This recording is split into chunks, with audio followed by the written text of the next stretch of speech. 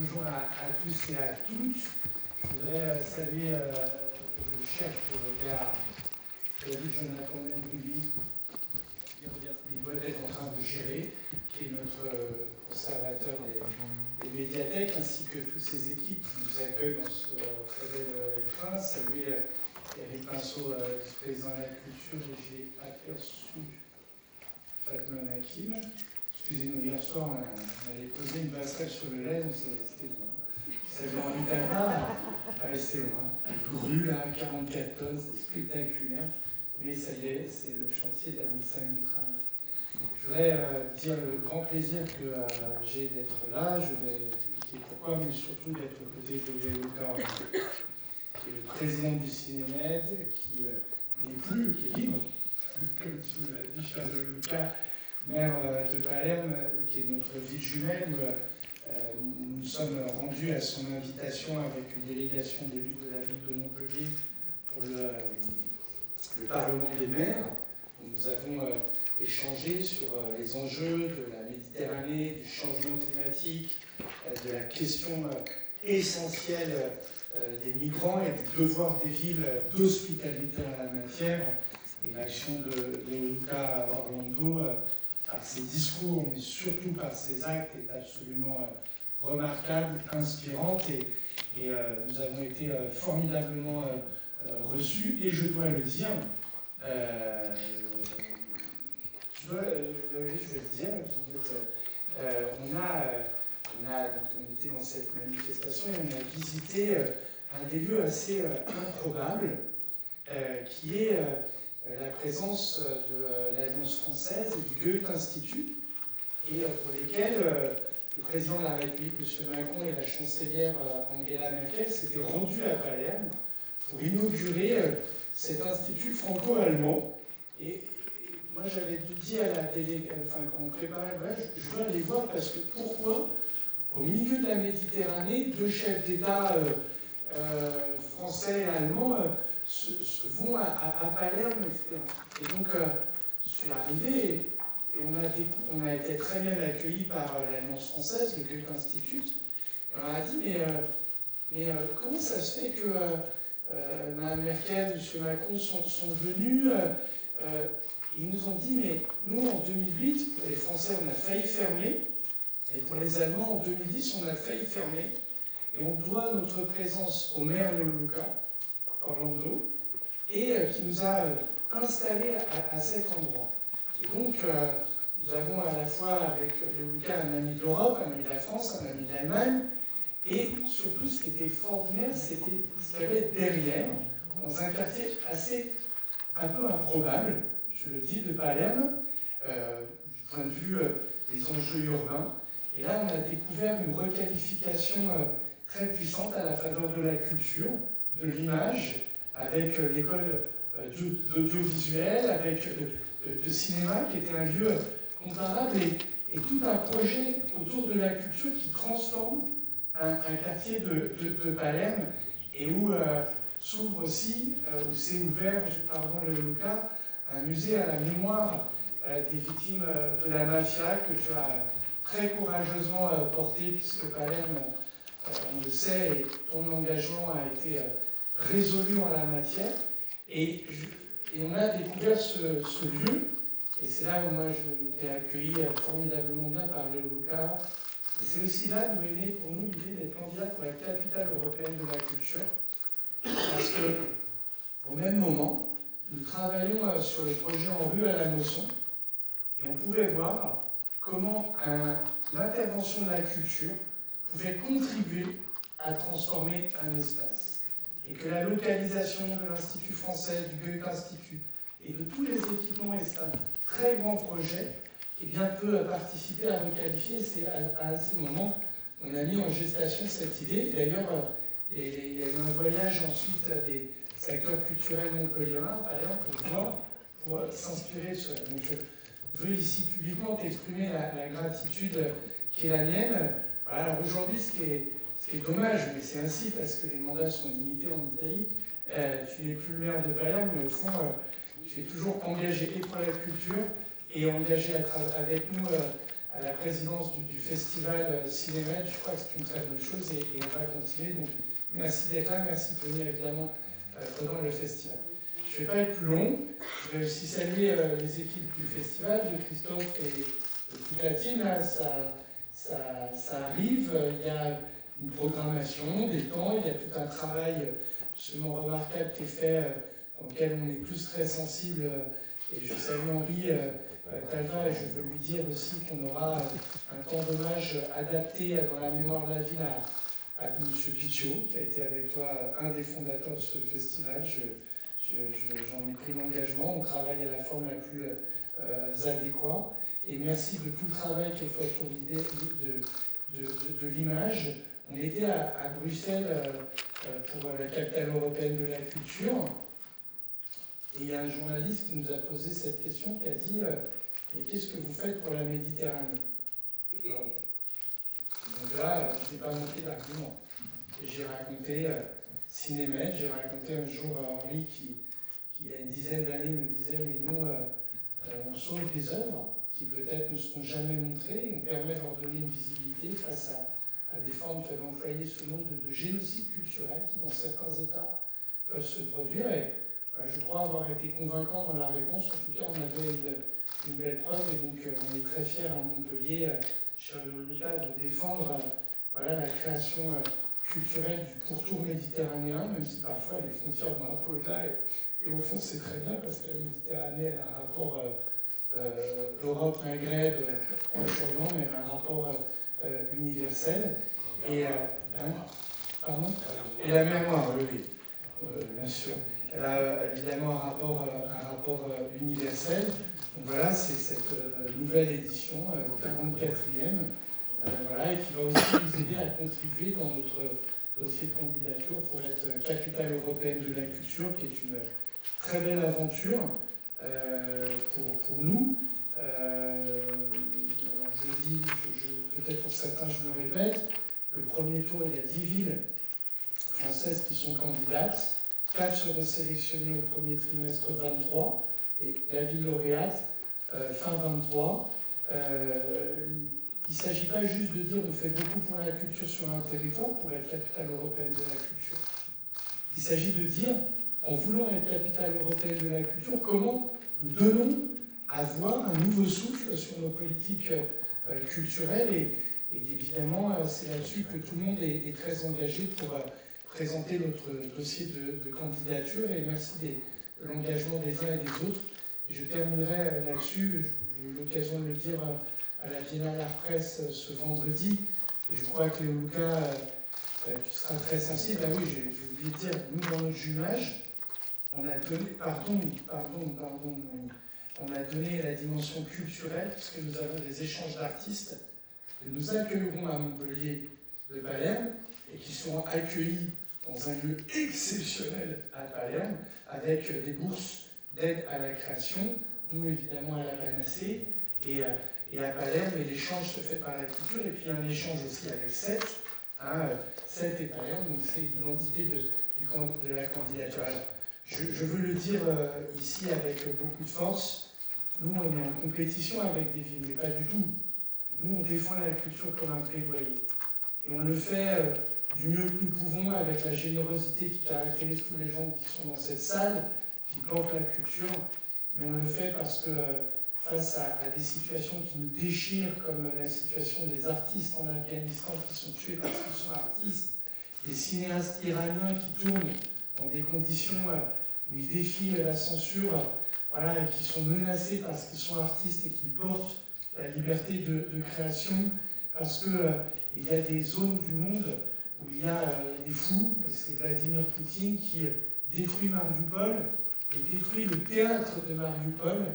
C'est parce qu'il y a en Europe, dans notre chère Europe, garante de la paix, il y a des régimes dits illibéraux, Viktor Orban, qui ferment les théâtres en coupant les budgets, en disant je ne les ferme pas, je ne donne plus de moyens à la liberté de créer.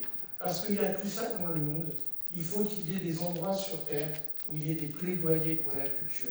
Et nous, notre candidature, c'est ce plaidoyer comme Léo Lucas le porte à Palerme. Ce sont ces endroits où Nous défendons la liberté de créer, nous n'avons pas peur des autres, on sait que les autres sont une richesse, on n'a pas peur d'aller vers les publics, on a confiance dans les hommes et les femmes pour qu'ils découvrent. Voilà ce qui nous anime. Parfois on est impuissant face aux images du monde, mais peut-être en essayant de bien penser le chemin du monde, eh bien, nous donnons aussi des lumières d'espoir ici et ailleurs. Voilà, j'étais peut-être un petit peu long, je te cède la parole, cher Lucas, et je te renouvelle vraiment ma gratitude de présider Cinémed, ma gratitude de tout ton engagement. Tu es parmi, je veux te dire, une des figures inspirantes. Souvent, quand on échange entre mères, on dit comme Gianluca Orlando à Palerme. Grazie.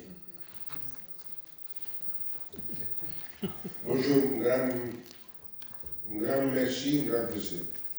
Un grand plaisir d'être ici, notre fois à Montpellier après la pandémie. Et un grand merci à tous vous pour votre attention, à la ville de Montpellier pour l'accueil, à la maire, le président. Mon ami, il a parlé trop de moi. Mais il faut le remercier parce qu'il a parlé de la relation entre Palerme et Montpellier. Il a parlé de notre bataille pour la liberté, pour l'égalité, pour la fraternité. Et je pense en ce moment que je suis libre. Je ne suis pas plus le maire de Palerme. Il n'est pas maire. Je suis maire de Palerme. Je suis maire honoraire de Palerme en Colombie. 45 000 habitants. Ça signifie qu'il va mourir maire de Palerme, honoraire en Colombie. Mais je pense qu'en ce moment, il y a un problème de liberté dans l'Iran, liberté dans l'Europe, liberté dans l'Italie. Il y a un problème de droits humains. Et je pense qu'il est nécessaire d'avoir une combinaison, une alliance pour la défense de l'humanité. Et l'art et le cinéma, ils disent la magie du futur. Parce que je pense que le festival de Cinémed, il est en même temps l'âme du Méditerranée et la magie du cinéma.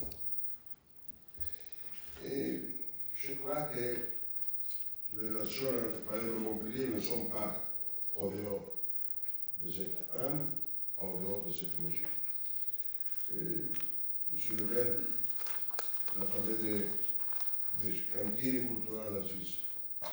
Il a parlé de la première boutique artistique franco-allemande du monde, inaugurée à l'intérieur de cette cantieri culturel. Il est devenu une ville culturelle, artistique, où tout l'Institut français, l'Institut, il y a l'Institut Gramsci, il y a le centre de photographie Laetitia Battaglia, nous avons nominé à Laetitia Battaglia, il y a aussi l'Arianzac, il y a un jardin ouvert, il y a un théâtre ouvert, il y a beaucoup d'activités qui sont à faire de cette industrie, ancienne industrie, un quartier de la ville de Palerme, un quartier artistique. Pour cette raison, nous sommes avec Montpellier pour la candidature à la capitale européenne à la culture, mais il n'y a pas un problème. Vous êtes la capitale européenne. Il va venir peut-être le certificat. Il est seulement en formalité. C'est pas en formalité, parce que vous avez un projet qui va être en tout cas réalisé avec ce prix, malgré votre projet. Je pense quand la ville de Palerme était candidate à être capitale européenne de la culture. Et nous sommes devenus capitale italienne de la culture. Mais nous sommes restés dans la vie quotidienne, capitale européenne de la culture aussi. Je pense qu'il est important d'être ici parce que ce festival est un festival du métissage méditerranéen. De cette Méditerranée qui est en réalité riche de contradictions. le programme du festival est la confirmation de cette contradiction méditerranéenne. Il y a une contradiction du marxisme pascaliste et des droits des femmes. Je pense à Charles Leclerc. Il y a aussi la contradiction entre les juifs et les musulmans. Il y a aussi tout les problèmes de la migration, de la jeunesse, les problèmes de la clandestinité.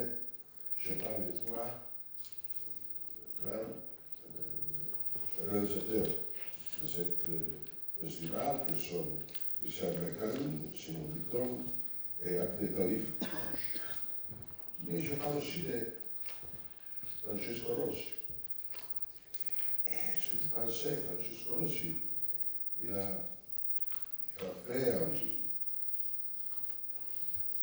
cadre de l'énigme italien, de la tragédie italienne. Ce festival est dédié à toutes les tragédies italiennes. Parce qu'elle est dédiée à la mafia, elle est dédiée au terrorisme rouge, elle est dédiée à l'affaire Mattei, elle est dédiée à Salvatore Giuliano, elle est dédiée à Corleone, et elle est dédiée à main basse sur la ville. Ça signifie que la tragédie italienne, la tragédie et le problème de l'Italie, que l'art et le cinéma vont transformer en raison des futurs, quantomeno una ragione di speranza, un espoir. Ecco, io credo che sia questo il senso di questo festival. Continuo a parlare italiano perché ho un grande rispetto per la lingua francese e non voglio maltrattarla. Je vais parler italien parce que j'ai un grand respect pour la langue française, la langue di Molière, je vais pas la maltraiter. Allora, io credo che sia questo il senso di questo festival, quello di far emergere fino in fondo quella che è la contraddizione vivente del Mediterraneo. Donc, je crois que c'est le sens propre à ce festival, faire ressortir jusqu'au bout la contradiction méditerranéenne. Che grazie a Cinemette, il sindaco può essere orgoglioso, il Mediterraneo non è più un mare che divide, ma un continente di acqua che unisce. Et grâce à Cinemette, le maire peut en être orgueilleux. La Méditerranée n'est plus un mer qui divise, mais un continent d'eau qui unit. E da questo punto di vista fanno parte dello stesso continente certamente la Francia e la Georgia. Et donc en font partie de ce continent la France comme la Géorgie y parle. La Georgia è fortemente presente in questo festival. La Géorgie est présente au festival. Domenica avremo uno splendido film sulla danza e l'omosessualità. Dimanche, nous aurons un film magnifique sur la danse et l'homosexualité. Per il popolo georgiano, per la cultura georgiana che io amo e frequento da decenni, la danza è il simbolo dell'identità di un popolo. Pour la culture georgienne, je fréquente depuis des dizaines d'années, la danse c'est l'image de la culture d'un peuple. La danza è anche il simbolo del machismo maschilista. Mais aussi le symbole du machisme. E questo film racconta di un danzatore omosessuale. Le film raconte l'histoire d'un danseur homosexuel. Delle contraddizioni tra la storia, l'identità di un popolo e il rispetto dei diritti di tutti, che sembra che sia straordinariamente contraddittorio in una Georgia che ritiene di essere europea. Dicevo al direttore, al quale vorrei rivolgere non uno ma 3 volte apprezzamento per quello che fa, Christophe Lepard. Et donc, dans une Georgie qui veut être européenne, où il y a cette contradiction entre l'histoire ancienne et la modernité, et pour cela, je voudrais remercier non pas une fois, mais 3 fois le maire de Montpellier. Le direttore, merci. E merci scuola.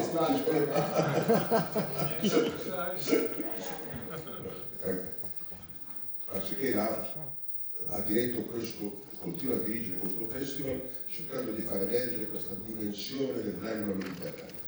Il continue à diriger ce festival en cherchant à faire ressortir cette dimension de l'âme méditerranéenne.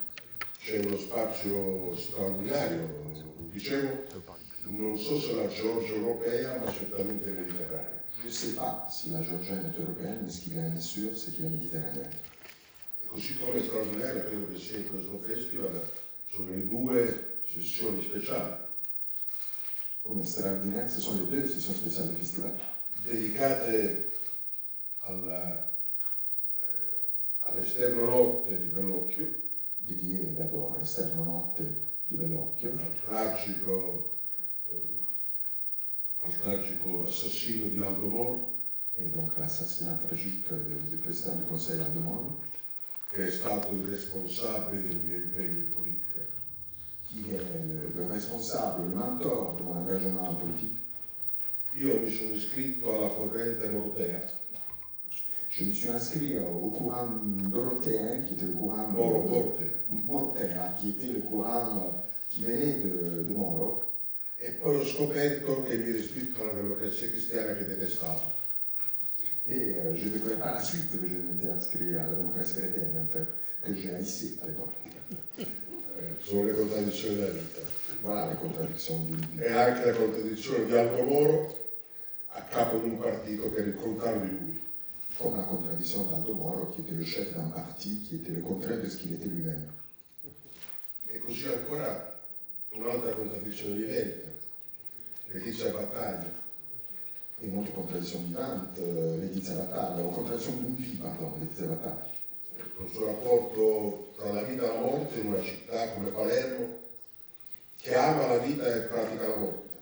Avec son rapport, ce qu'elle a mis en image entre la vie et la mort, dans une ville qui aime la vie mais qui pratique la mort. E Letizia è stata anche con me in giunta, è nominata assessore al verde e al decoro urbano. Et Laetitia, qui a été mon adjoint, parce que je l'avais nommé adjoint au décor urbain et aux espaces verts. E poi è stata eletta con me nel mio partito la rete, deputato. Et qui par la suite avait été élu député dans le parti que j'avais fondé dans les années 80, c'était la Rete. Era una pazza, Une folle, una pazza. une vraie folle.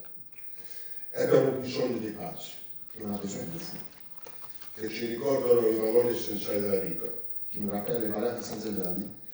E a un altro pazzo è dedicato un film di Roberto Andò, Et un autre fou est dédié le film de Roberto Andò, Luigi Pirandelli, un pazzo. Un pazzo siciliano che ha incontrato la nazionalità tedesca. un fou sicilien qui a rencontré la nationalité allemande. Pensate quale miscela esplosiva, qualcuno che applica la nazionalità tedesca alla follia siciliana. Imaginez le mélange explosif d'appliquer la nationalité allemande à la folie sicilienne. Profondamente mediterraneo anche lui, Profondément méditerranéen, con tutte le sue contraddizioni. toutes ces contradictions. Io credo di non dovere aggiungere altro. Ringraziare anche il vicepresidente Rick per la sua presenza qui con noi e dire che per me è un privilegio, un onore essere in questa città. Je ne vais pas rajouter autre chose, si ce n'est dire le plaisir et l'honneur d'être ici avec vous. Remercier aussi le vice-président Eric d'être ici dans cette ville aujourd'hui. Una città simbolo nel mondo dei giovani. Une ville symbole du monde de la jeunesse. I miei giovani amici in giro per l'Europa, quando si parla di una città dei giovani, parlano di Montpellier. Quand je voyage en Europe, qu'on parle d'une ville jeune, une ville de jeunesse, Basta guardarsi attorno e rendersi conto che in questa sala, nonostante la mia presenza, l'età media è molto bassa. et il suffit de se regarder pour voir que dans cette salle, malgré ma présence, l'âge moyen est très très bas. Grazie.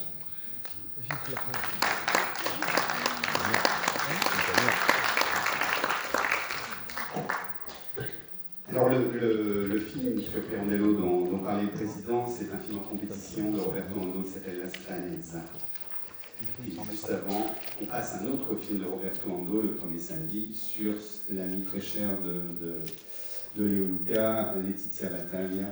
Et c'est un très beau biopic sur sa vie, sur son engagement. Et d'ailleurs, nous aurons une exposition de photographies de Letizia au Centre Rabelais pendant le festival.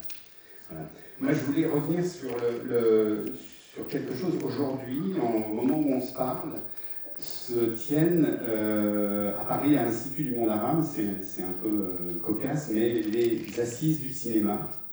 Une grande réunion qui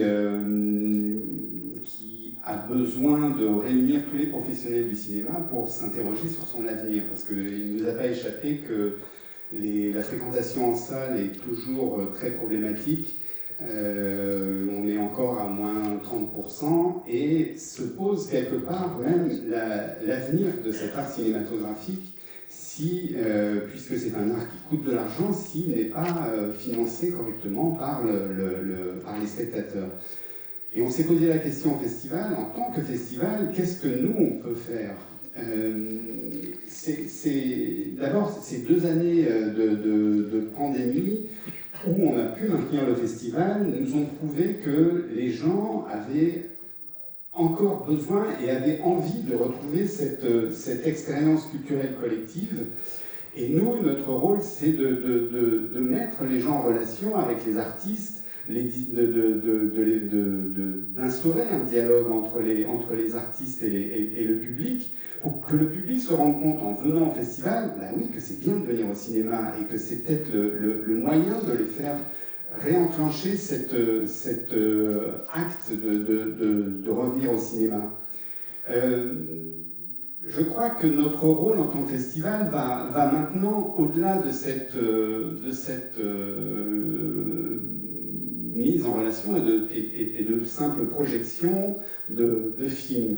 Depuis plusieurs années, nous organisons une plateforme professionnelle où les gens, les artistes, mais aussi les financeurs, les producteurs, vont pouvoir se rencontrer pour concrétiser la mise en chantier de projets.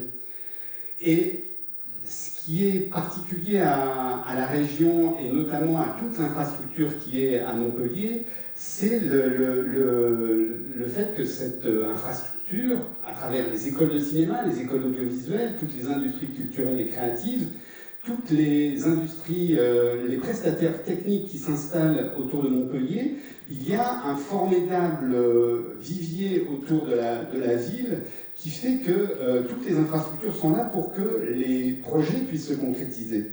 C'est d'ailleurs un des axes de notre projet en matière de cinéma pour la candidature de Montpellier 2028, parce que c'est pourquoi les films ne se feraient pas à Montpellier à partir du moment où nous allons chercher des auteurs tout autour de la Méditerranée et qu'on les fait se rencontrer ici avec des producteurs, mais pas seulement des producteurs locaux, des producteurs européens. Tout le terreau pour que les films se fassent est présent à Montpellier et va se développer. Et je pense que c'est quelque chose d'intéressant dans la perspective de cette candidature Montpellier 2028. C'est aussi ne pas seulement montrer des films, mais arriver à faire des films. Le faire est un des mots importants de cette candidature, et je crois que en permettant à des films de se faire à Montpellier, dans la région, nous allons quelque part apporter notre pierre à l'édifice aussi du maintien de cet art culturel, de cet art qu'est le cinéma. Dès cette année, nous avons en plus, dans ces journées professionnelles, augmenté la proposition d'œuvres, en tout cas de projets, en nous associant à une structure qui est basée à Beyrouth, qui s'appelle Beyrouth d'ici, à Flamouna, et qui est très spécialisée dans les projets arabes. Et il y a quelque chose d'un cercle vertueux, que ces projets viennent être présentés à Montpellier par Beyrouth d'ici, par Aflamouna, pour rencontrer tous les professionnels de la région et que les projets se concrétisent. Donc, de ce côté-là, je crois que le rôle d'un festival est maintenant va au-delà d'une simple projection de film. Je vais parler en 2 mots de la programmation, je ne vais pas y revenir parce que vous avez déjà le dossier de presse, mais encore une fois, nous avons fait le tour de la Méditerranée et vraiment avec les chargés de programmation de toutes les sections, nous vous proposons ce que l'on a considéré comme ce qui nous plaisait le plus en matière de cinéma méditerranéen.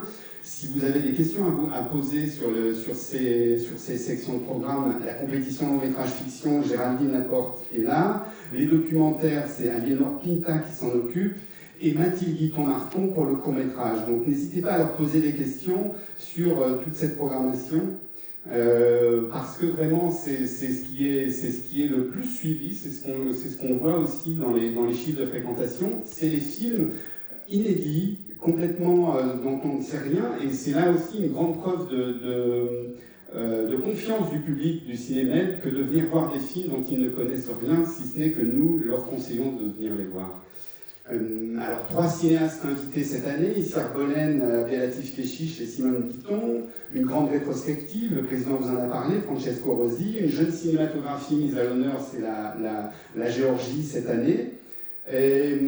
Donc tout est dans le dossier presse, mais j'insisterai sur 2 points sur la Géorgie, puisqu'on a demandé aux jeunes réalisateurs qui viennent présenter leurs films de choisir un film du patrimoine du cinéma géorgien qui est très riche. Et ils font un travail phénoménal pour essayer de récupérer toutes leurs archives qui sont à Moscou et ensuite de restaurer les films. Et il y a notamment un film qui sera présenté qui s'appelle Le sel de Zvanetti, qui est un film de Mikhail Kalatozov que certains connaissent puisque c'est le réalisateur de Quand passent les cigognes qui a eu la Palme d'Or à Cannes. Et c'est un documentaire, toujours dans cette volonté de collaborer avec les structures locales. On a demandé à un musicien du jam, qui est Emmanuel Baird, de l'accompagner au piano. Donc il y aura un ciné-concert, puisque c'est un film muet, dans le cadre de cette rétrospective géorgienne. Autre petite remarque sur la Géorgie, dans les courts-métrages récents que l'on présente sur la Géorgie, un court-métrage de Papuna Mozidze qui est en fait un documentaire sur une réfugiée ukrainienne. Et ça nous renvoie à cette actualité et à ce lien qui unit la Géorgie et l'Ukraine qui est très fort. Et j'espère que la protagoniste du film viendra au festival pour témoigner de cela. C'est un peu notre fenêtre sur un soutien aux Ukrainiens par l'intermédiaire de la Géorgie.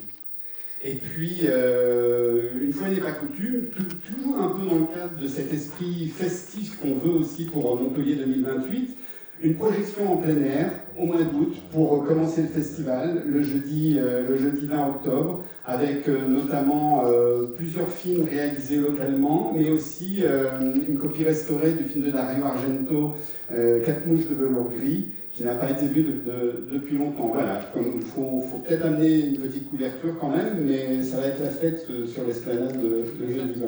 Il y a les Transat Montpellier 2028, donc tout va bien. Et voilà, je crois qu'il y a aussi cet esprit de fête qui est très présent pour Montpellier 2028. Beaucoup d'avant-premières cette année, et c'est aussi une preuve que les distributeurs ont conscience que le festival est un moment important pour le lancement de leurs films. J'insisterai sur deux avant-premières qui ont créé à la région, puisque nous allons présenter la première mondiale du nouveau dessin animé des studios TAP Productions qui sont basés à Toulouse. Mais il faut savoir que c'est une collaboration régionale importante, puisque je crois que c'est en ce moment où l'équipe de TAP Productions avec le réalisateur sont à Montpellier pour faire le mixage son. La société, c'est à Sarabande.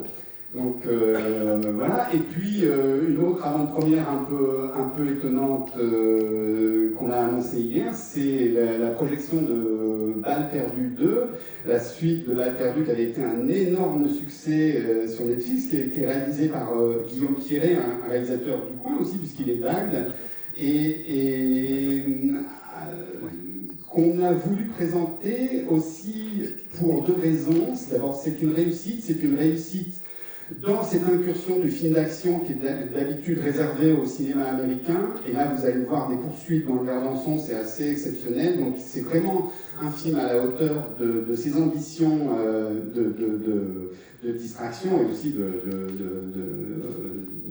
de ce genre qui est plutôt fast Fast and Furious, et ben voilà, un très très bon Fast and Furious à la française. Mais on y a vu aussi une opportunité de faire venir au festival un public qui n'a pas l'habitude de venir au festival, puisque c'est un film qui sera donc diffusé sur Netflix à partir du mois de novembre, à partir du 10 novembre. Et je pense que c'est une des rares fois où le film sera présenté sur grand écran. D'ailleurs, le réalisateur en est très très heureux, puisque effectivement c'est le genre de spectacle qu'il vaut mieux voir sur grand écran. Et pour ça, on est très content. Juste un mot encore pour vous dire que ne manquez pas, le président en a parlé un tout petit peu, ne manquez pas, pour moi c'est le meilleur film qu'on présente cette année, je ne devrais pas le dire, mais c'est encore une incursion un peu particulière puisque c'est Esternonoté de Marco Bellocchio, ce jeune réalisateur de 82 ans qui s'initie à la série pour la première fois, mais avec son talent de cinéaste, il réalise un film sur Aldo Moro et les Brigades Rouges absolument envoûtant et fabuleux. Ça dure 6 heures, ne le manquez pas, ça sera le dernier samedi à partir de 10 heures. C'est dans le cadre de notre partenariat avec Arte aussi, dont on est très fiers, puisque c'est la première projection du film en France après le Festival de Cannes. Et la série sera diffusée sur Arte en début d'année prochaine, mais ça sera présenté au festival en format cinéma, en 2 fois 3 heures. C'est fabuleux, vraiment, c'est touchant, émouvant, extraordinaire. Voilà, je voulais vous remercier, Monsieur le maire, pour le soutien indéfectible que vous apportez au Cinémed. Je voudrais remercier la région Occitanie qui nous soutient. Je voudrais saluer la présence de Marie Chaplet, représentant la DRAC, puisque le ministère de la Culture, à travers le CNC, nous soutient aussi et soutient les nouvelles initiatives que nous essayons de monter, notamment ce partenariat avec Aflamouna. Je vous remercie, je voulais saluer et remercier Sophie Ménanto de la ville de Montpellier qui m'a mis sur le coup de Balle perdue 2, Karine Gatti d'Occitanie Film avec qui nous travaillons pour que les pâtis soient le plus vus pendant le festival, avant sa sortie au mois de janvier. Merci à vous et voilà, on va peut-être passer aux questions si vous en avez.